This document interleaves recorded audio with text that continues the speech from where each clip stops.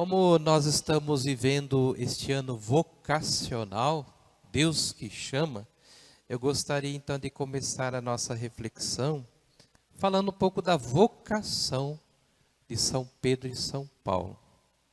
É importante, né, a gente lembrar quando que nós fomos chamados por Deus. E eles dois foram chamados. Então a vocação de São Pedro se encontra lá no Evangelho de Mateus, capítulo 4, versículos 18 e 19. Pedro estava com seu irmão André e outros companheiros pescando. Chegando à margem, eles estavam já limpando as redes. Jesus passa e os chama.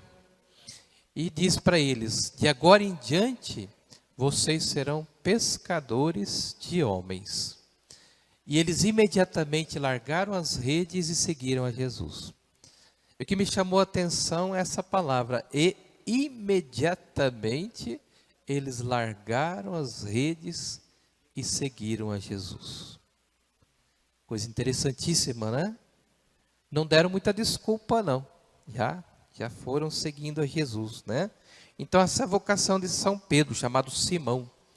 A vocação de Paulo é diferente. Paulo, ele estava indo para Damasco com uma intenção. Qual? Prender os cristãos. Ele era perseguidor dos cristãos. Tinha raiva dos cristãos. Estava indo com carta já de apresentação para prender os cristãos. E no meio do caminho, o que acontece? Uma luz vem sobre ele. Ele cai do cavalo, né? E ali uma voz diz: Saulo, por que você me persegue? E ele pergunta: quem és tu, Senhor? Eu sou Jesus que você está perseguindo. E ele fica cego naquele momento. E aí precisa até dos companheiros o levantarem e levarem para a cidade. E lá na cidade, Deus já havia preparado o servo Ananias para ungí-lo e batizá-lo. Então lá naquela cidadezinha, né, Ananias então o unge e ele é batizado. Imediatamente caem escamas dos seus olhos, ele passa a enxergar, e ali naquele momento então ele, de um grande perseguidor, ele passa a ser um grande seguidor de Jesus. Olha a vocação então de São Paulo, está lá nos Atos dos Apóstolos, capítulo 9. E uma coisa importante e interessante também de a gente analisar, que os dois também mudam o nome. Aliás, São Pedro não, né? Foi Jesus que mudou o nome dele. Ele se chamava Simão e começou a se chamar Pedro. Simão, tu és Pedro agora. E sobre esta pedra eu construirei a minha igreja. E Saulo, ele se chamava Saulo antes da sua conversão. Depois que ele se converte, ele passa a se chamar Paulo. Por que essa troca de nomes? Para identificar uma missão nova. Eles foram agora renovados, são homens novos. Então na Bíblia se troca o nome para identificar isso. Agora eu sou um novo homem, uma nova criatura, tenho uma nova missão, né? Então se troca o nome. Só que eles tinham uma coisa em comum. Os dois tinham um temperamento muito forte. Eles se encontravam de vez em quando, porque se fosse sempre ia dar briga sempre, né? Então a Bíblia não tem medo de esconder isso. Os dois realmente brigavam, por que eles tinham esse temperamento? Porque eles queriam as coisas certas, né? Mas tinha essa briga entre eles, e Paulo, para ele acalmar um pouco, ele precisou ser mandado de volta para Tarso. Lá ficou 14 anos até acalmar um pouco, né? Depois voltou. Olha que coisa interessante. Então, dois homens com esse temperamento forte, mesmo assim Deus os chama para serem suas testemunhas. E aí então Pedro, ele recebe a missão de ficar ali em Roma e ali organizar a igreja. E Paulo, ele vê já diferente, ele já vê a missão como algo mais importante. Então os dois são duas vocações diferentes. Um fica mais na missão de organizar a igreja no seu interior. Pedro tinha mais essa vocação, né? Agora, São Paulo já não tinha essa paciência. Ele já queria era sair para anunciar o Evangelho, para anunciar Jesus.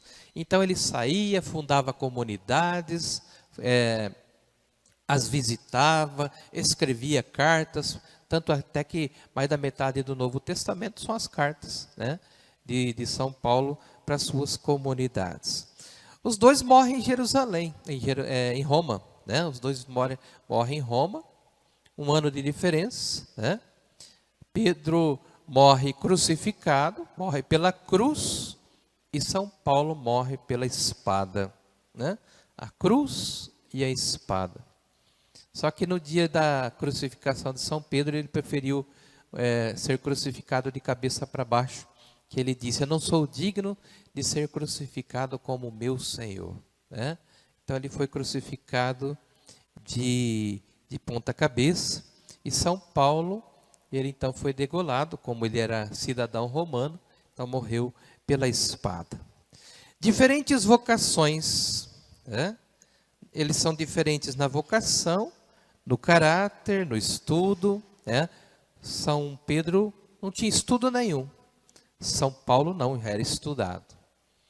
Bem diferentes, mas unidos no amor e na fé, né? Então, diferentes na vocação, no caráter, no estudo, na missão, mas unidos na fé a Cristo e à igreja. Por isso, então, nós chamamos esses dois de colunas da igreja, ou seja, são a base de sustentação da igreja. E essa igreja, gente, que hoje nós somos chamados a rezar por ela, né? E hoje, ao mesmo tempo, somos chamados a rezar pelo Papa. Então, no dia, na festa de São Pedro e São Paulo, a igreja até coloca num dia só a vocação dos dois, para que assim nós possamos também sermos chamados a rezar pela igreja. E um detalhe importante, quem ouviu a primeira leitura dos Atos dos Apóstolos, capítulo 12, nos mostra Pedro na prisão. Então Herodes começou a perseguir os cristãos, matou a Tiago, matou os outros discípulos, e vendo que isso agradava os judeus, mandou colocar Pedro na prisão. E Pedro ficou então na prisão, ali quieto, né? Mas um detalhe importantíssimo, no versículo 5, eu creio que esse daqui é o centro desta primeira leitura de hoje. Enquanto Pedro era mantido na prisão, a igreja rezava continuamente a Deus por ele. A igreja rezava continuamente, ou seja, não parava de rezar. Era uma oração ininterrupta, né? E essa deve ser a nossa missão hoje, rezar pelo nosso Papa, e rezar, é claro, não somente por ele, mas por todos os que são colocados acima, né? São colocados com a missão de governar, de sustentar a igreja, de abençoar, porque a missão do Papa hoje é uma missão muito importante, né? Desde a fundação da igreja, desde São Pedro até o Papa Francisco, a Santa Igreja teve, com o Papa Francisco, 268 papas. 268, né? E Pedro então confia ao Papa o poder de governar, de decidir, de legislar, de santificar, confortar e apacentar o rebanho. Então o Papa tem essa missão hoje. É fácil? Não é, né? Ele é uma pessoa, ele é falho, ele é como nós aqui, né? Tem suas dificuldades, seus problemas, né? Por isso, qual que é a sustentação da vocação do Papa? A oração da igreja. Precisamos estar sempre, continuamente, em oração. Na segunda leitura, do São Paulo nos mostra também a sua trajetória, né? E ali ele também está preso, e lá na prisão, então, ele escreve para suas comunidades, escreve para seu amigo Timóteo, e diz: se aproxima o momento da minha partida. Ele já está escrevendo a sua despedida. Ele vai dizer uma frase bonita lá no versículo 7. Combati o bom combate, completei a corrida, guardei a fé. Ou seja, São Paulo que teve tantas dificuldades, sofreu tantas perseguições, ele poderia ter desistido, mas ele não desistiu. Então na prisão ele vai dizer isso: eu combati o bom combate, completei a corrida e o principal, guardei a fé. Ele poderia ter perdido a fé no meio do caminho, porque ele foi muito injustiçado. Ele sofreu muito pelo Evangelho, mas mesmo assim, então, ele guarda a fé. E outro detalhe importante que está lá no versículo 17, ele mesmo vai dizer: mas o Senhor esteve ao meu lado e me deu forças. É isso que nós precisamos sentir também. Diante das dificuldades, diante das perseguições, diante de tantas coisas que acontecem conosco por estarmos participando da igreja, nós temos que ter essa consciência que teve São Paulo: o Senhor está ao nosso lado, é Ele que nos fortalece. Quem mais poderá te fortalecer? Uma pessoa ou outra te ajuda, te dá um conselho, te dá a mão, mas quem é o seu verdadeiro, que vai te fortalecer, é Deus, Ele está ao seu lado e te dá forças. Portanto, então, tanto a primeira leitura, São Pedro, aí sendo sustentado pela oração da igreja, São Paulo sendo sustentado pela fé que ele tinha, Nós então somos chamados a rezar por essa igreja fundada, então, num alicerce firme. Então, Jesus aqui, ele leva os apóstolos ali para Cesareia de Filipe, e ele pergunta, que diziam os homens que eu sou? E para vocês, quem eu sou? Quem que responde? Pedro, em nome da comunidade: tu és o Cristo, o Filho de Deus vivo. Então Jesus disse para eles: feliz és tu, Pedro, porque não foi o ser humano, não foi a carne que te revelou isso, mas o meu Pai que está nos céus. Por isso te digo que tu és Pedro. E aí então uma coisa bonita, sobre essa pedra construirei a minha igreja. Então é sempre importante a gente ter isso presente, A minha igreja, ela está no singular. Que igreja é essa?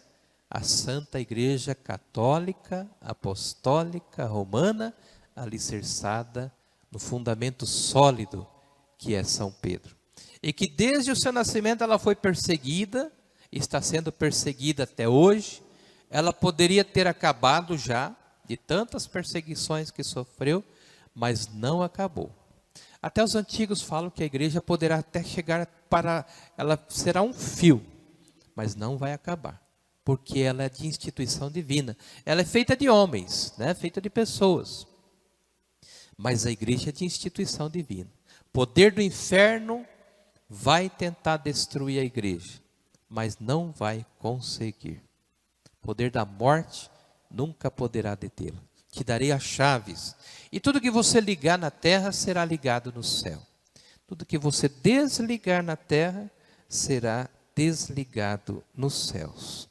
Portanto, hoje somos chamados então a responder essas duas perguntas, Quem é Jesus para mim?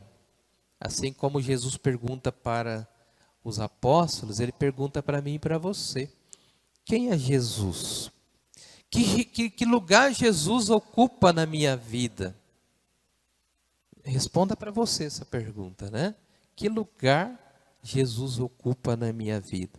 E uma segunda pergunta, O que é a igreja para mim? Qual que é o sentido de eu ser igreja hoje? Porque a igreja, ela não é somente o prédio, Aqui é o lugar da nossa reunião. Mas eu preciso ser igreja. Por isso, então, nesse dia, eu sou chamado também a rezar pelo Papa, por essa missão tão espinhosa, tão difícil, que, repito, qual que é a missão do Papa? É a missão dele, o poder de governar, de decidir, de legislar de santificar, de confortar e de apacentar o rebanho.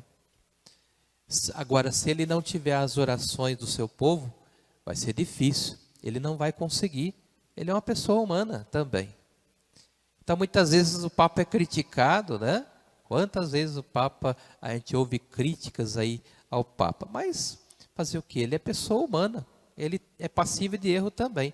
Mas para que ele acerte, nós precisamos então cuidar da nossa oração por ele. Então rezemos pelo Papa, né? Para que Deus lhe dê muita luz, para que ele veja realmente o caminho. E rezemos também pela igreja perseguida, não só por fora, mas por dentro também.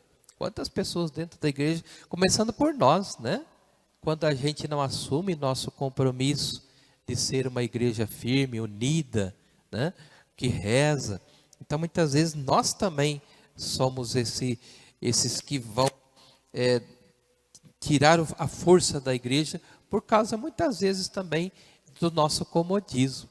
Então, cada um de nós somos chamados também a ser igreja e rezar uns pelos outros, para que essa igreja seja uma igreja que dê testemunho. Portanto, então, convido a todos a baixar a cabeça, fechar os olhos, um minutinho de silêncio. Diga assim: Senhor, eu peço agora pela igreja, pelo Papa, pelos bispos, padres, por cada um de nós, para que nós possamos assumir essa missão confiada por Jesus, de estar sempre unidos e fortalecidos através da oração. Dá-nos, Senhor, um espírito de diálogo e não de fofoca. Dá-nos, Senhor, um espírito de união e não de separação. Que nós possamos viver intensamente o amor que Tu pediste a cada um de nós, hoje e sempre. Amém.